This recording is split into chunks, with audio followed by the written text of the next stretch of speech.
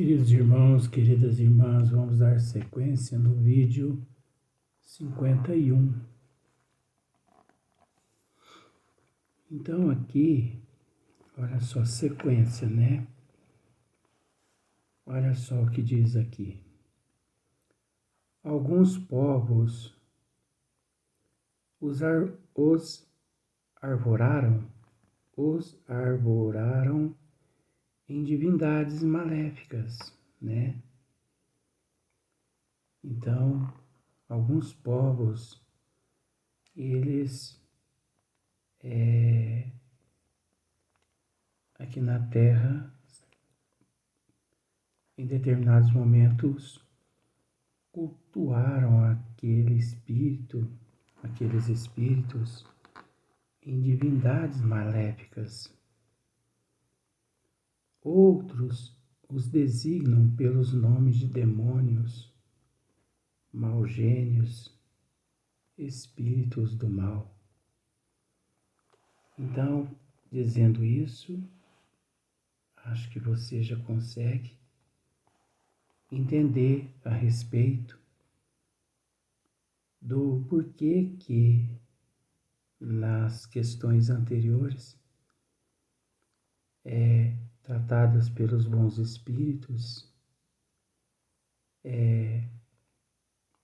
eles nos disseram que nós podemos reconhecer esses seres pela linguagem, pela trivialidade, pelas grosserias das expressões desse espírito.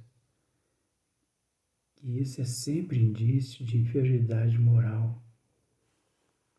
Então, quando eu tratei também no esmiuçamento aqui no vídeo anterior, que ao chegar numa casa que eles dizem que é espírita, e que você lá se depara com aquela manifestação daqueles preto velho, aquele vocabulário deles ali, né?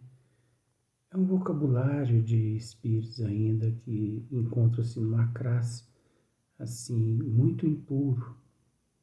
São espíritos que encontram-se nessa classe de espíritos impuros, espíritos imperfeitos, espíritos que ainda não adquiriram conhecimento, cultura, moral, intelecto. Você entendeu? Isso não sou eu que estou dizendo não, gente. Isso todo adepto da doutrina dos espíritos que procura esmiuçar o conteúdo da doutrina das obras básicas, como aqui nós fazemos, ele consegue chegar a esse raciocínio, principalmente na questão 102 do Livro dos Espíritos. Então, esses espíritos, como eles aqui na Terra, eles foram cultuados, né, mantidos dessa forma, na erraticidade, eles continuam do mesmo jeito, né? Então, como se diz assim o ditado, bandido na terra, bandido lá no plano espiritual, no umbral, nas regiões de sofrimento. Com todo respeito, mas é assim. Então, esses espíritos, eles dirigem muitas instituições que se dizem instituições espíritas, mas de espiritismo não tem nada de espiritismo. Entendeu? Olha só para você ver uma sequência aqui, ó. Quando encarnados, os seres vivos que eles constituem se mostram propensos a todos os vícios geradores das paixões vis e degradante. Você viu? É o que eu acabei de dizer antes. Esses seres, quando encarnados, quando no corpo físico, entendeu? Eles constituíam e se mostravam propensos a todos os vícios geradores das paixões vis e degradantes. Por isso, quando desencarna, eles continuam na pátria espiritual, na erraticidade, em regiões tenebrosas e às vezes até no meio da sociedade mesmo, encarnada. Eles continuam com aqueles mesmos vícios. Então, aquele que aqui na Terra ele optou pela criminalidade, ele continua na criminalidade no plano espiritual. Aquele que vivia na prostituição aqui na Terra, ele continua na prostituição no plano espiritual. Aquele que se comportava assim, numa ignorância total em alguns terreiros, em algumas casas, assim, servindo-se de instrumento para espíritos impuros no papel de encenação de preto velho, ele continua no plano espiritual nas mesmas condições. Entendeu? É o que aqui está dizendo, a você. Quando encarnados, os seres vivos que eles constituem se mostram propensos a todos os vícios geradores das paixões vis e degradantes. A sensualidade, a crueldade, a felônia, a hipocrisia, a cupidez, a avareza sórdida, fazem o mal por prazer, as mais das vezes sem motivo. E por ódio ao bem, quase sempre escolhem suas vítimas entre as pessoas honestas. Tá vendo só? Então, por isso que nós devemos tomar muito cuidado com esta questão de orientação espiritual nestas casas espíritas, que não são casas espíritas sérias. Nós temos que tomar muito cuidado, que infelizmente existe um mercado, isso é mercado. Infelizmente isso se tornou um mercado. É lamentável dizer isso. Mas quantas pessoas recorrem a essas pessoas que cartomante, tarô, que jogam búzio, lê a mão da pessoa, as lias das mãos. Isso é tudo mistificação, gente. Quantas casas espíritas, que se dizem casas espíritas, gente, que são dirigidas por esses espíritos impuros, esses espíritos imperfeitos, e que esses espíritos, eles agregam àquela casa espírita reiki, cabala, apometria, trabalhos com preto velho, orientação com preto velho, trabalho de desobsessão com médios sem preparo, com doutrinadores sem preparo. Você entendeu? Às vezes o médium, o doutrinador, passou sábado e domingo no churrasco, na bebida, nos cabaré, na segunda-feira, no trabalho de desobsessão, vai à casa espírita doutrinar. Espírito sofredor, gente, que condição? Que condição? Isso é brincadeira que fazem com o espiritismo. Principalmente, eu vou falar no Brasil, porque a responsabilidade do brasileiro é muito grande. Que condição aquele doutrinador possui para poder doutrinar espírito sofredor? Se moral nenhuma ele possui, moral nenhuma, cultura nenhuma ele possui, em vez de abraçar as obras e estudar e se entregar de corpo e alma a essa ciência, a essa filosofia, essa religião divina, que é de ordem divina. Não. Vai para a promiscuidade na segunda-feira, vai doutrinar, vai aplicar passe, gente. Um indivíduo desse vai aplicar passe com quais tipos de energia? Ele possui energia benéfica para poder transmitir para uma outra pessoa necessitada? E os médios? A falta de preparo, a falta de conhecimento é muito grande, principalmente no Brasil, né? Onde a árvore do Evangelho encontra-se aqui, foi transplantado para o Brasil, aqui no Brasil. Brasil, coração do mundo, pátria do Evangelho, mas nunca será o Brasil, coração do mundo, pátria do Evangelho, enquanto nós não instaurarmos primeiro em nosso coração o Evangelho do Criador, de Jesus, que são leis do Criador. E os médios, então, sem preparo nenhum, médios que brigou com a mulher umas 3, 4 vezes durante a semana, o homem. A mulher que brigou com o esposo durante 3, 4 vezes a semana. Médios que fizeram sexo a semana toda, 3, 4 vezes.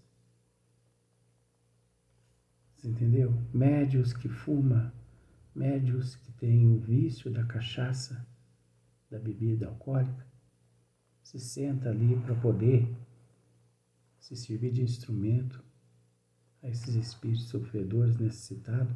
Não vão ali, não está presente espíritos sofredores necessitados, levado pelos benfeitores espirituais. Manifesta sim aqueles charlatões, aqueles mistificadores, entendeu? Aqueles que dominam e que doutrinam aqueles médios ali, porque são todos farinha da mesma saca, tanto os médios quanto os dirigentes, quanto os espíritos de que dirigem aquelas casas. Isso está cheio. Então, as pessoas têm que tomar muito cuidado. Como eu já disse, eu já tive a oportunidade, porque isso foi oportunidade, de ir no lançamento de um livro meu, nosso, né? Onde depois que terminou o lançamento do livro, fui chamado para uma sala. E nessa sala, dividiram a sala. Do lado direito da sala, tinha o trabalho da direita. E do lado esquerdo da sala, tinha o trabalho da esquerda. Numa sala só, 2 tipos de trabalho. Um lado trabalhava com o bem, o outro lado trabalhava com o mal. Como se diz o ditado assim, do lado direito manifestava-se Bezerra de Menezes, e do outro lado manifestava-se o demônio. Entenda bem, você está entendendo que isso são os meus dizeres assim simbolicamente? Porque isso é tudo mitologia, isso não existe. Mas as pessoas, né? Aí conversando com o presidente da casa, eu falei, mas isso não é possível, como você permite isso? Ah, mas é que a necessidade é tão grande que a gente tem que acudir os dois lados. Ora, como que acudir os dois lados? A verdade é uma só, meu filho. A verdade é uma só, meu amigo. É preferível você rejeitar 99 verdades do que você aceitar uma mentira. Por isso que eu nunca fui adepto da mentira. Nunca. E isso vem do berço. Meu pai me ensinou isso, minha mãe me ensinou isso. Tive professores como Marcílio Colombaroli, em São Sebastião do Paraíso, que me ensinou isso, graças a Deus. Eu trouxe isso comigo de vidas passadas. Eu não admito mentira, porque eu não minto. Às vezes as pessoas acham que me enganam, mas não me enganam. Eu deixo as pessoas agir do jeito que elas querem. Então, porque é o direito de cada um, né? De fazer o que quer. Então nós temos que tomar muito cuidado com esses espíritos impuros, esses espíritos imperfeitos, porque esses espíritos, eles continuam na parte espiritual conduzindo aqueles encarnados, aqueles que se encontram no corpo físico, continuam conduzindo eles do mesmo jeito que eles viviam aqui na Terra.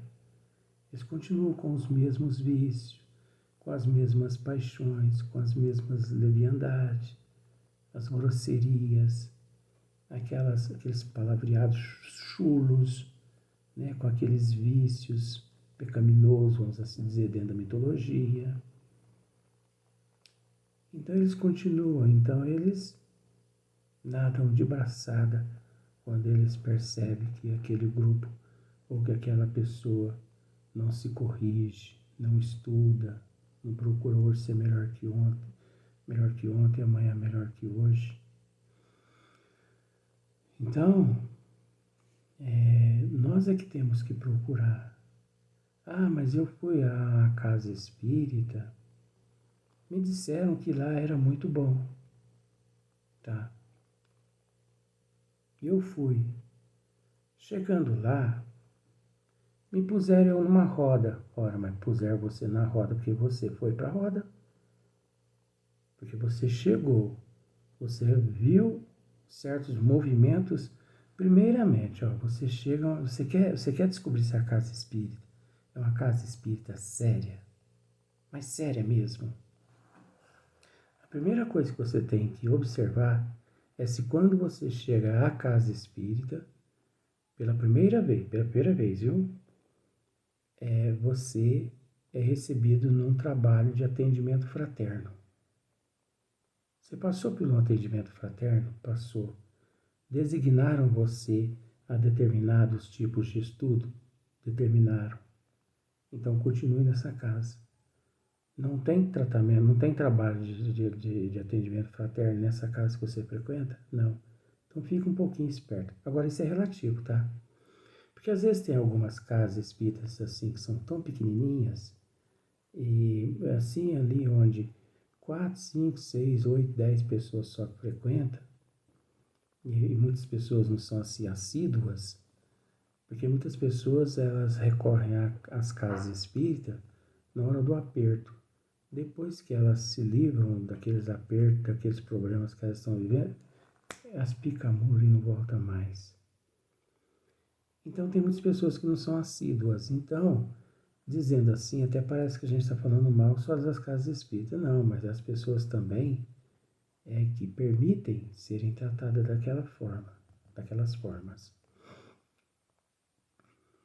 Então a gente tem que separar o joio do trigo, porque tem muitas casas espíritas de um fluxo pequeno que não precisa de um atendimento fraterno. Mas ali você observa o vocabulário, se as pessoas são grossas, a forma como os espíritos se manifestam, a forma como os espíritos orientam os encarnados que vão lá em busca de ajuda espiritual, entendeu? Se os espíritos, se os mentores espirituais ali intuem você. Então, por exemplo, você vai à casa espírita, muitas pessoas vão à casa espírita assim, por exemplo, uma mulher. Ô, mentor, o senhor podia me dizer se o meu marido está me traindo? É lógico que a pessoa está fazendo esse tipo de pergunta porque a pessoa não tem conhecimento. Porque no livro dos médiuns, Allan Kardec nos ensina quais os tipos de perguntas nós devemos fazer aos bons espíritos. Mas se a pessoa não tem conhecimento, ela faz a pergunta que ela quer. É do direito dela, ela não tem conhecimento. Você entendeu como é que é? Quem não tem conhecimento, ele tem o direito de perguntar tudo. Agora, quem está ali se manifestando é que tem que ter conhecimento para entender o estado de ignorância, de falta de conhecimento daquele que ali está fazendo a pergunta. Então, se ele é um espírito pautado nas leis divinas, ele orienta a pessoa de uma forma tão extremamente assim educada que a pessoa sai dali evangelizada, a pessoa sai instruída. Ah, mas a mulher fica sabendo se o marido está sendo traído? Não. Ela aprende que não existe traição e que quem trai perante a contabilidade divina é que sai traído. Agora, se o espírito é um espírito assim, impuro, imperfeito ali, baderneiro, não, teu marido está te traindo sim. Pronto. Ela chega em casa, mata o marido. Graças àquela orientação falsa que ela recebeu naquela casa espírita falsa. E se a gente for analisar, o marido, coitado, não traiu, nunca traiu a mulher. É aquele espírito que ele é impuro, imperfeito, é baderneiro na vida das pessoas, entendeu? Porque ele viveu no corpo físico aquelas situações. Então, no plano espiritual, ele encontrou um médium sem cultura, um médium indisciplinado e continuou dando sequência àquele comportamento, aquelas atitudes dele no plano espiritual, né? Então, olha só para você ver.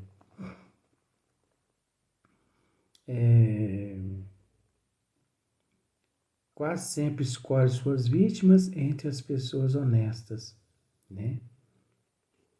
São flagelos para a humanidade, pouco importando a categoria social a que pertençam.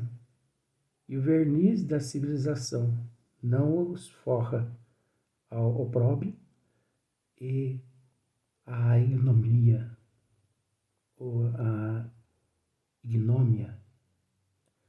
O opróbrio e a ignômia. Então, eles não escolhem raça, crença ou cor. Esses espíritos não estão nem aí. E eles ficam observando o nível da ignorância. Quantos milhares de políticos que antes de se candidatarem a certos cargos públicos, né, políticos, eles recorrem aos cartomantes. Então, semelhante atrai semelhante. Nós não estamos aqui dizendo que só os cartomantes estão errados. Não, é o nível evolutivo deles. Mas você há de convir também que semelhante atrai semelhante. Então, por que existe o contrabando? O contrabando existe porque existe aquele que compra aquilo que foi contrabandeado.